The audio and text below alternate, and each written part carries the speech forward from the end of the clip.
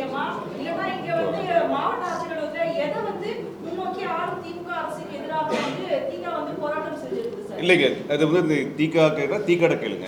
இது அடிப்படையில் பெரியாரிய உணர்வாளர் கூட்டமைப்பு, பல்வேறு அமைப்புகளினுடைய கூட்டமைப்பு. நான் சொல்லிடுறேங்க, நீ கேட்ட கேள்விக்கு பதில் சொல்லுவேங்க. இப்போ வேங்கை வயல் பிரச்சனையாக இருந்தாலும் சரி, அண்ணா பல்கலைக்கழகத்தில் நடக்கிற பிரச்சனையாக இருந்தாலும் சரி, பல்வேறு சமூக சிக்கல்கள் இவை அனைத்திற்கும் தொடர்ச்சியாக குரல் கொடுக்கக்கூடிய அமைப்புகளே எங்களை போன்ற ஜனநாயக அமைப்புகள் தான். இதை கடந்து எந்த அமைப்புகள் கடந்த காலத்தில் கொடுத்திருக்கிறார்?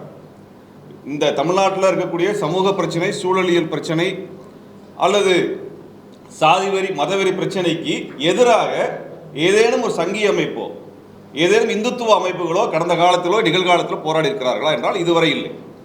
இந்த பிரச்சனைகள் குறித்தெல்லாம் சமூக பிரச்சனை, சூழலியல் பிரச்சனை, மதவெறி சாதிவெறி பிரச்சனைகள் குறித்தெல்லாம் தொடர்ச்சியாக களத்தில் போராடி கொண்டிருப்பது எங்களை போன்ற ஜனநாயக பெரியாரிய அமைப்புகள், அம்பேத்கரிய அமைப்புகள், மார்க்சிய அமைப்புகள் தான். இந்த அமைப்புகள் தான் அந்த பிரச்சனை எடுத்து பேசிட்டு இருக்கிறோம். அப்போ எங்களுடைய வலிமைக்கு உட்பட்டு இதற்கு எதிர்ப்பு தெரிவிப்பதும் இதற்கான அழுத்தத்தை கொடுப்பதும் செஞ்சுட்டு வர்றோம். இப்போ சீமான் வீட்டை முற்றுகையிடக்கூடிய அளவுக்கு நாங்கள் ஏன் செல்ல வேண்டி இருக்கிறது என்றால், கிட்டத்தட்ட 20 நாட்களாக அவர் பேசிக்கிட்டது 20 நாள் ஆகுது, 15 நாட்களுக்கு மேலாகிறது. ஆதாரங்கள் கொடுங்கள் என்று கேட்டுவிட்டோம், ஆதாரத்தை தரல. ஆனால் தொடர்ச்சியாக பேசினார், தொடர்ச்சியாக பத்திரிகை சந்திப்பில் பேசிக்கிட்டே இருந்தார். பல்வேறு எதிர்ப்புகளை கண்டனங்களை தெரிவித்து வந்தோம். இதே பத்திரிகையாளர் மன்றத்தில் இருந்து சீமான் விவாதத்திற்கு வர வேண்டும் என்று நேரடியாகவே நாங்கள் கோரிக்கை வைத்தோம். அதற்கு அவர் தயாராக இல்லை. அவர் என்ன சொன்னார்னா, நான் விவாதத்துக்கு இருகரம் விரித்து தயாராக இருக்கிறேன்னு அறிவிச்சார். நாங்களும் சொல்லியிருக்கிறோம். ஆனால் இது வரைக்கும் ஏன் விவாதத்துக்கு வரலை அப்படின்னா அதுக்கு பதில் இல்லை. அப்போ ஒரு அவதூறை பரப்பிடலாம், அந்த அவதூறுக்கு நான் பொறுப்பெடுக்க மாட்டேன், அதுக்கு ஆதாரம் தர மாட்டேன் அப்படின்னா இது நாளைக்கு உங்களுக்கு நடக்கலாம், எனக்கு நடக்கலாம், யாருக்கு வேணாலும் நடக்கலாம். தந்தை பெரியாருக்கே இது நடக்குது. தந்தை பெரியாருடைய எழுத்துக்கள், பேச்சுக்கள் எல்லாமே ஆவணமாக இருக்குது. அப்பேற்பட்ட ஒரு தலைவரை நான் அவதூறு செஞ்சுட்டு போறேன்னா அந்த கட்சியில் பண்பு என்னவாகும்? காலையில் நாளைக்கு அந்த கட்சியை விமர்சிக்கக்கூடிய யாராக இருந்தாலும் அவர்கள் இது போல அவதூறு பண்ணிட்டு நான் ஆதாரம் தரம் போயிட்டே இருக்கலாமா? 8% வாக்கு வாங்கியிருக்கக்கூடிய ஒரு கட்சியின் தலைவர் பொய் பேசலாமா? பொய் பேச முடியுமா? அவ 8% வாங்கக்கூடிய ஒரு கட்சி தலைவர் பொய் பேசுறாரு அப்படின்னா அந்த செய்தி உண்மை என்று தானே பொது வெளியில் பார்க்கப்படும். அதற்கு தான் இப்போ முற்றுகையிடுறோம். ஏன் முற்றுகையிடுறோம்? விவாதத்துக்கு வாங்கன்னு சொல்றோம். ஏன் விவாதத்துக்கு வராமல் சீமான் ஓடுறார்? ஏன் ஓடி ஒளிகிறார்? அவர் மண்டியிடாத மாணன் பேசுறாரு, வீழ்ந்து விடாத வீரன் பேசுறாரு. இந்த பொய்யான தகவலுக்கு ஆதாரம் இருந்தால் கொண்டு வாங்கன்னு சொல்லிட்டோம், இது வரைக்கும் தரல, இது வரைக்கும் அதை குறித்து விளக்கம் பேசல. சரி, பொது வெளியில் விவாதத்துக்கு வாங்க, கருத்து என்னன்னா நாங்கள் தெரிஞ்சுக்கிறோம். எங்க இருந்த ஆதாரத்தை எடுத்தேன்னு நீங்க சொல்றீங்களா, அந்த சொல்லுங்கன்னு சொல்லி கேட்கிறோம். சம்பந்தமே இல்லாம தேசிய உடைமையாக்கு, நாட்டு உடைமையாக்குன்றாங்க. அந்த பெரியாரின் எழுத்துக்களை நாட்டு உடைமையாக்குறதுங்கிறது என்ன அர்த்தம்னா, யார் வேணா புத்தகத்தை அச்சடிக்கலாங்கிற அர்த்தமே ஒழிய படிக்கக்கூடாதுங்கிற அர்த்தம் இல்லை. எல்லாரும் அச்சடிக்கலாம்னா அதுக்கு தான் நாட்டு உடைமையாக்குறது. படிக்கிறதுக்கு எல்லாத்துக்கும் உரிமை இருக்கு, அந்த புத்தகங்கள் இருக்குது. தோழர் ராமகிருஷ்ணன் அவர்களே விடுதலை குடியரசு இதழ்களை எல்லாம் அச்சடிச்சு புத்தகம் கொண்டு வந்திருக்காரு. படிக்க வேண்டியதானே, அதுல இருந்து எடுத்து காமிக்க வேண்டியதானே? சம்பந்தம் எல்லாம் போய் சொல்லிட்டு இருக்கிறார். நாட்டுடைமை ஆக்குறதுக்கும் ஆதாரத்தை எடுத்து காமிக்கிறது என்ன சம்பந்தம் இருக்கு? என்ன தொடர்பு இருக்கு? என்ன தொடர்பு இருக்கு? ஐயா பரமசிவன் அவர்களுடைய எழுத்துக்கள் நாட்டுடைமை ஆக்குறது என்ன அர்த்தம்? எல்லாரும் அச்சடிக்கிறோம். இன்னைக்கு 20-30 பதிப்பகங்கள் அது அச்சடிக்குது, அவ்வளவுதான் விஷயம். ஆனா அச்சுக்கள், அவருடைய எழுத்துக்கள், பேச்சுக்கள், சிந்தனைகள் படிக்கிறதுக்கு இருக்கான இருக்குது.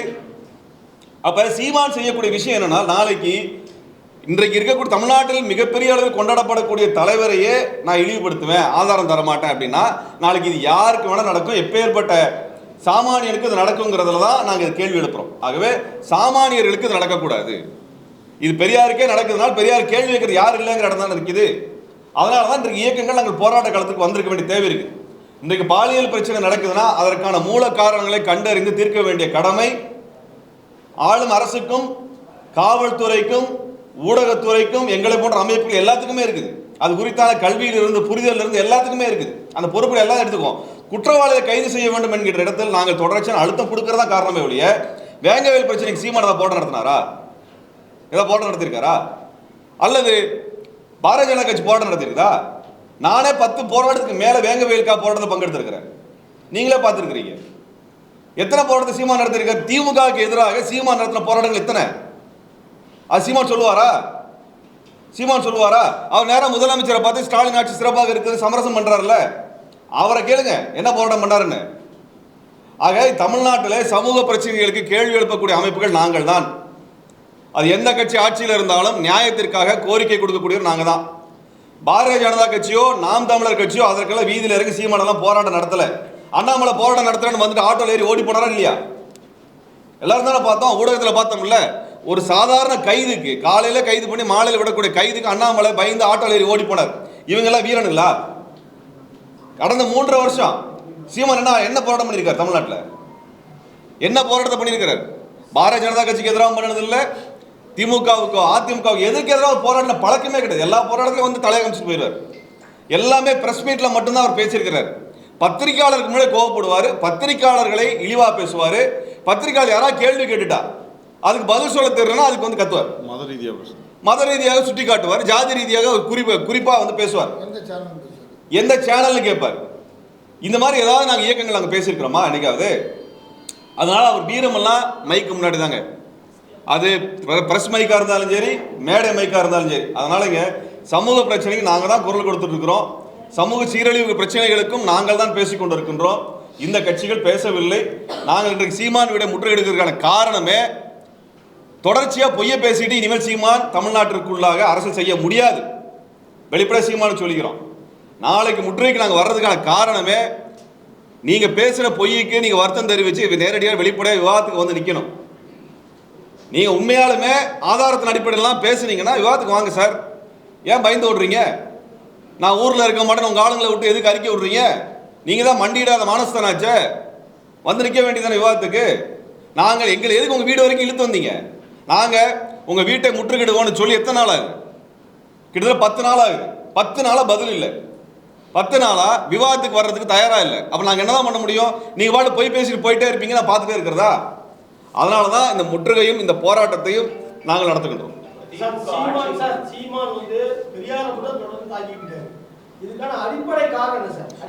அடிப்படை காரணம் ஒன்னே ஒண்ணுதாங்க. பெரியாரினுடைய சமூக சீர்திருத்த கருத்துக்களை பற்றி, சமூக நீதி, இடஒதுக்கீடு, மற்ற வேலைவாய்ப்பு உரிமைகள், கல்வி உரிமைகள் குறித்து பெரியாரினுடைய சிந்தனைகளுக்கு இவங்களால் மறுப்பு சொல்ல முடியல. பாரதிய ஜனதா கட்சி இதுவரைக்கும் மறுப்பு சொல்ல முடியல.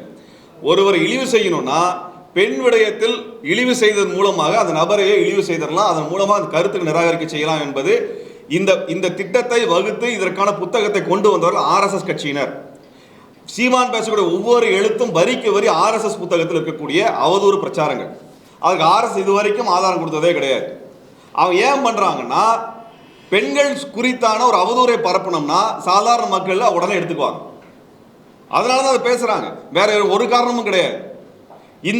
இந்த பெரியாரினுடைய கருத்துக்கள் எல்லாமே, இந்து மதத்தை விமர்சித்த கருத்துக்கள் எல்லாமே இந்து மத சாஸ்திரங்களில், புராணங்களில் என்ன எழுதியிருக்கிறதோ அதை மேற்கோள் காட்டி தான் விமர்சிச்சிருக்காரே ஒழிய இந்து மத சாஸ்திரங்கள் சொல்லாத ஒன்றை பெரியார் பேசவே இல்லை. பெரியார் வாழ்ந்த காலத்திலேயே இந்த புரோகிதர்களோ இந்து மத அறிஞர்களோ பெரியார் கருத்துக்கு மறுப்பு சொன்னதில்லை, மறுப்பு சொல்ல முடிந்ததில்லை.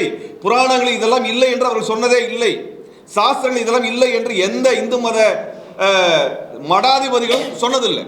சங்கராச்சாரியார் சொல்லியிருக்கிறார் அன்னைக்காவது, பெரியார் சொன்ன கருத்துக்கள், இந்த கருத்துக்கள்லாம் எங்க சாஸ்திரத்தில் இல்லை, புராணத்தில் இல்லைன்னு சங்கராச்சாரியார், அது பூரி சங்கராச்சாரியாரோ கணக்கு சங்கராச்சாரியாரோ, சங்கராச்சாரியார் எழுதின தெய்வத்தின் குரலிலே இந்த கருத்து இருக்கு, இதை எடுத்து அவர் போட்டிருக்கார். அப்ப இப்படிப்பட்ட இடத்துல இதுதான் பெரியாரை இழிவுபடுத்த வேண்டியது என்பதுனா, பெண் விஷயத்துல ஒரு கருத்தை திருச்சி பேசுறது மூலமாக பண்றது. நாளைக்கு யாருக்கு வேணாலும் நடக்குங்கிற அந்த சமூக அக்கறையின் பேர் தான் இதை பண்ணுகின்றோம். அதான் அதுக்காக முற்றுகை போடுகின்றோம். அடிப்படையில் என்னங்க, நாம் தமிழர் கட்சியினுடைய மாநில ஒருங்கிணைப்பாளர் திரு ஜெகதீச பாண்டியன் சீமான் அவர்களுடைய கருத்திற்கு மறுப்பு தெரிவித்து இது கட்சியின் கருத்து அல்ல என்று அறிக்கை வெளியிட்டார். அது கட்சியினுடைய முதன்மை ஒருங்கிணைப்பாளர். கட்சியினுடைய இதர மாவட்ட செயலாளர்கள் சீமானுக்கு ஆதரவாக பேசியதாகவோ எழுதியதாகவோ பெரும்பாலும் நாங்களால் பார்க்க முடியவில்லை. பல மாவட்ட பொறுப்பாளர்கள் பதவியிலிருந்து வெளியேறுகிறார்கள். அப்ப இது கட்சியின் கருத்தோ, கட்சியின் கொள்கை முடிவோ, அல்லது கட்சியில பொதுக்குழுவில் எடுக்கப்பட்ட முடிவோ, செயற்குழுவில் எடுக்கப்பட்ட முடிவோ அல்ல, சீமானுடைய சொந்த கருத்தாக முன்வைக்கப்பட்டிருக்குது. ஆனால் நாம் தமிழர் கட்சியின் உறுப்பினர்கள் மீது எங்களுக்கு எந்த வருத்தமும் கிடையாது. அந்த தொண்டர்கள் தமிழினத்தின் மீது இருக்கக்கூடிய விருப்பத்தின் அடிப்படையில், நேசத்தின் அடிப்படையில் இவரது பேச்சை கேட்டு ஏமாந்து அந்த கட்சியில் போய் சேர்ந்திருக்கிறாங்க. ஆனால் அவர்கள் மீது எங்களுக்கு எந்த வருத்தமும் கிடையாது. அவர்கள் தவறாக வழிநடத்தக்கூடிய, அவர்களை வைத்து பிழைக்கக்கூடிய சீமானை அம்பலப்படுத்துவதற்காகத்தான் இந்த போராட்டத்தை நாங்கள் அவர் வீட்டை நோக்கி நடத்துகின்றோம்.